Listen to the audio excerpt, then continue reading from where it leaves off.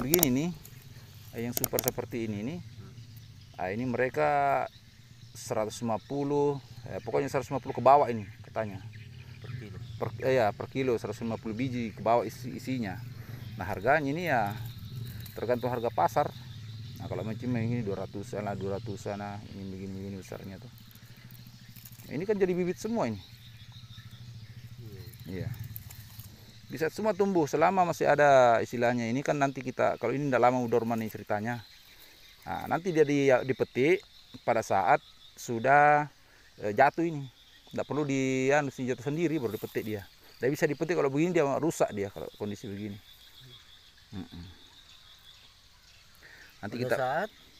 Nanti dia diambil ini bibit buahnya ini saat jatuh kering ini jatuh. Kalau dia jatuh sendiri nanti baru kita pungut. Oh, lepas sendiri.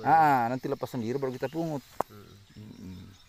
Kita pungut, baru kita simpan di rak-rak supaya sambil menunggu musim tanam kan. Iya. Nah, baru kita istilahnya lakukan penyemaian. Langsung bisa, ini kan langsung bisa ditanam langsung di lahan, langsung tanam begini. Bisa juga dikasih masih polybag, itu disemaikan juga bisa. Nah, tergantung kita.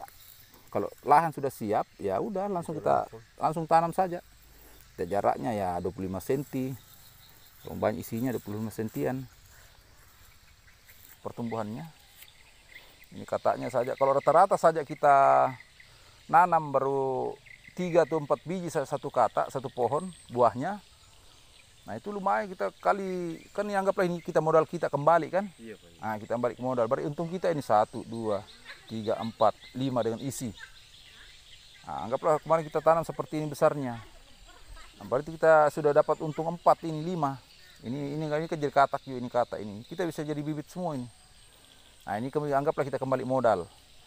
Nah, isinya kan tetap kita juga sebagai modal utama juga isinya kan.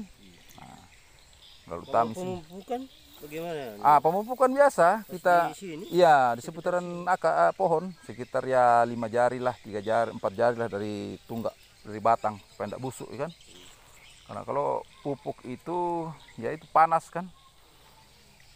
Kalau rahasia kita pakai yang kita referensikan cara pupuknya kita lubangi. Iya, dilubangi. Dilubangi pinggir kan. Nah, kita lubangi pinggirnya, baru kita nambah 3 lubang aja kita pinggir.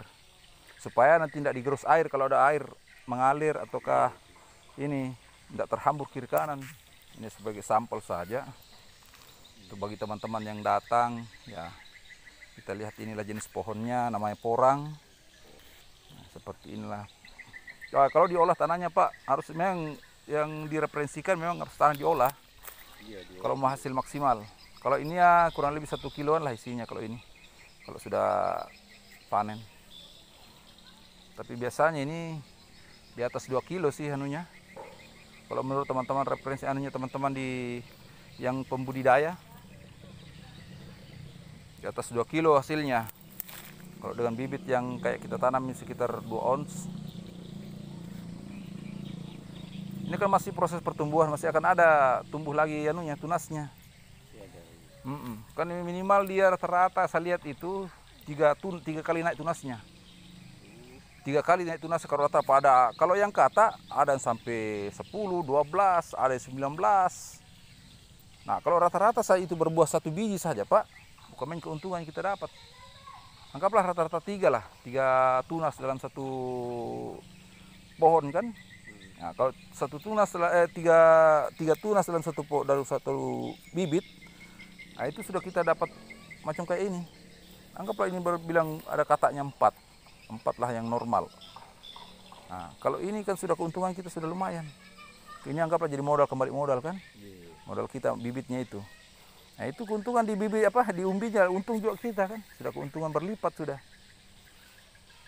Nah, ini yang kita selalu sosialisasikan kepada teman-teman bagi yang berminat. Nah, artinya sebenarnya tidak baiknya kalau dikatakan kita ini cara yang termudah untuk saat ini melipat gandakan uang, Pak. Iya kan? Melipat gandakan uang. Nah, dengan cara seperti ini kita menanam 1 biji, tumbuhnya beberapa pohon, itu sudah keberapa modal kita kan? Sudah kembali modal, keuntungan berlipat. Itu sehingga saya katakan biasa sering katakan melipat gandakan uang seperti ini. Ini kan tidak diolah, ini kemarin tanah coba diolah. Kalau diolah ini, wah, saya yakin akan lebih subur. Sedangkan ini saya sekedar ditanami ala kadarnya, masih hidup, Pak. Selama dia masih punya kalau pohon kelapa memang iya, pohon kelapa akarnya kan, tapi akhirnya kan tumbuh juga dia, lumayan hasilnya. Itu dia kelebihannya, dia begini, bandel lah istilahnya. Tapi kalau macam kita di sini, kayaknya memang kecenderungannya butuh naungan, Pak. Suka dia bernaung. Karena kenapa? Pengalaman ada beberapa titik yang saya tanam itu memang dia berat kalau mau tumbuh kalau cepat penguapan air. Kan dia suka yang agak lembab. Kalau di misalnya pohon coklat itu di sela-selanya bisa, Pak, bisa. Iya, di pohon coklat itu bisa. Nah, di pohon coklat itu bisa. Yang penting istilahnya ya 2 jalur atau 3 baris lah di selah antara coklat kan. Akan cuma 25 cm saja jaraknya pohon dengan pohon.